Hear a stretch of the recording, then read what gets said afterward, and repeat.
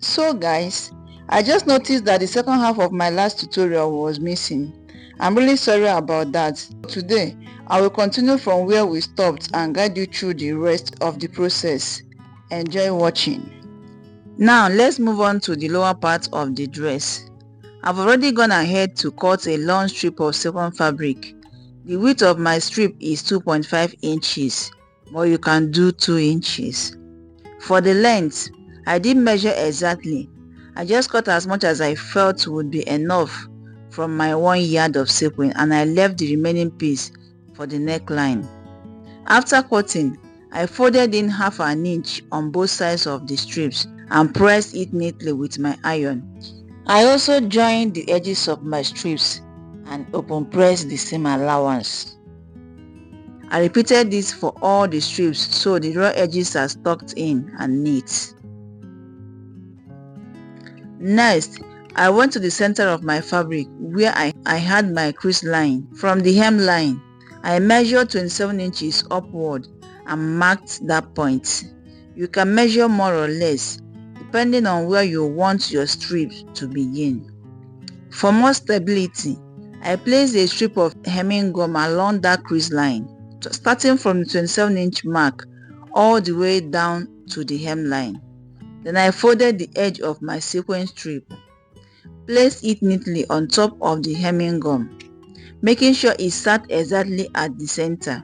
Then I sprinkled a little water and pressed it down firmly with my iron so it could stay in place. If you don't have hemming gum, or if your fabric is not as thick, for example, if you are using Ankara, you can simply pin the strip down instead.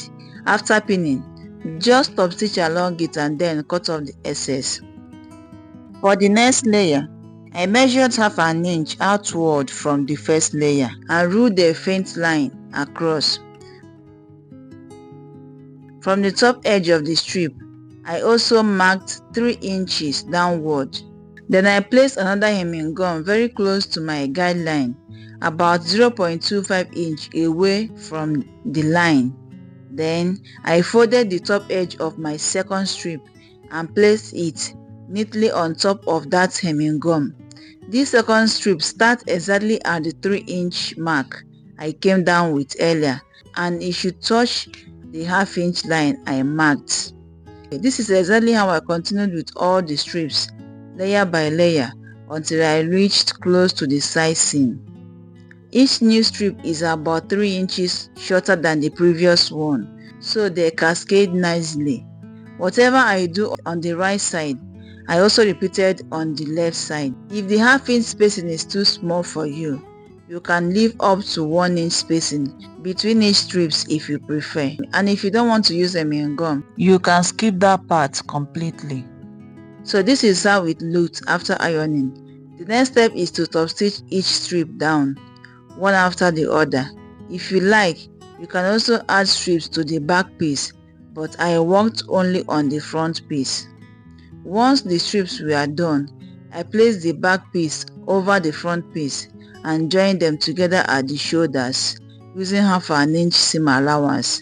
I also folded in the edges of the sleeve opening to give it a neat finish, though I later went back and added a 4-inch strip of sequin fabric along the sleeve opening for extra details.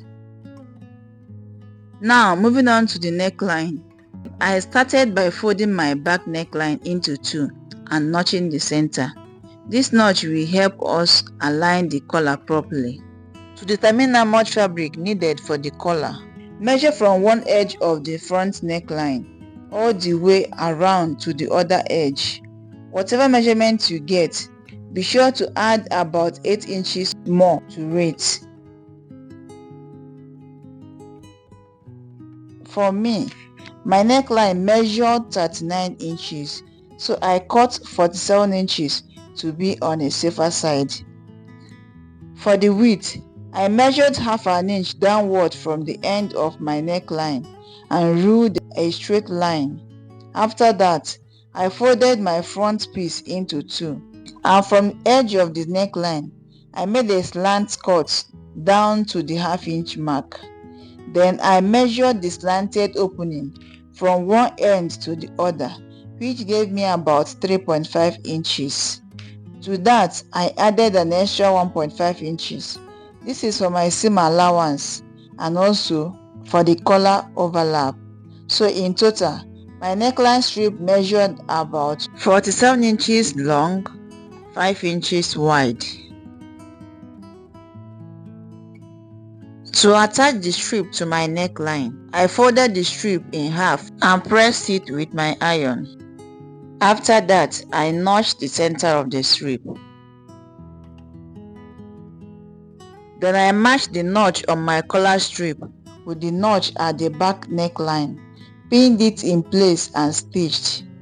I stitched from the center to one end and then from the center again to the other end. Remember, taking your time to align and pin first will make your neckline come out neat and balanced.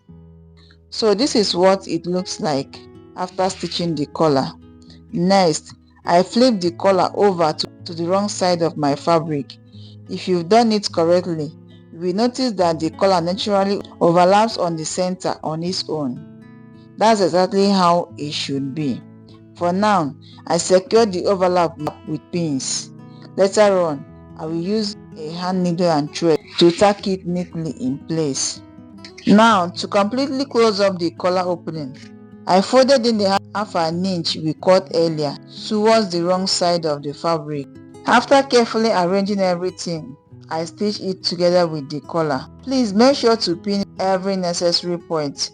Smooth out the fabric properly and check that the collar is lying flat before stitching. This extra care makes the neckline look very neat and professional. Now we are moving on to the final stage of this dress.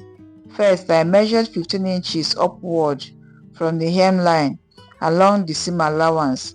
This will be the length of my slit opening.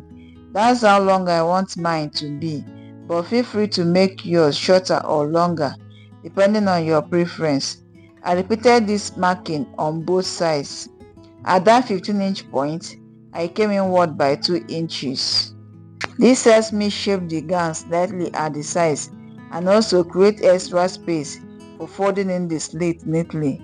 If you prefer to keep yours straight, you can skip this step. Once my markings were ready, I stitched the sides starting from the sleeve opening and sewing down with half-inch seam allowance. When I got close to the slit opening, I carefully followed the curve I created with my ruler, so the sides shape in smoothly towards the slit.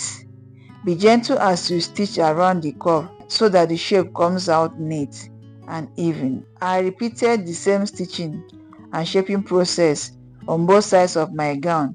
If you like, you can also trim down the seam allowance around this part to reduce bulk. Next, I folded in the raw edges of my slit opening neatly and stitched it down to secure.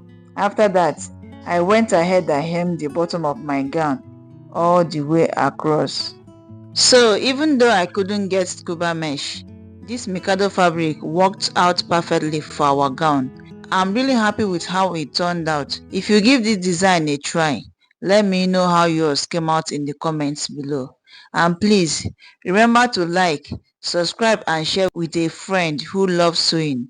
See you in my next tutorial. Bye.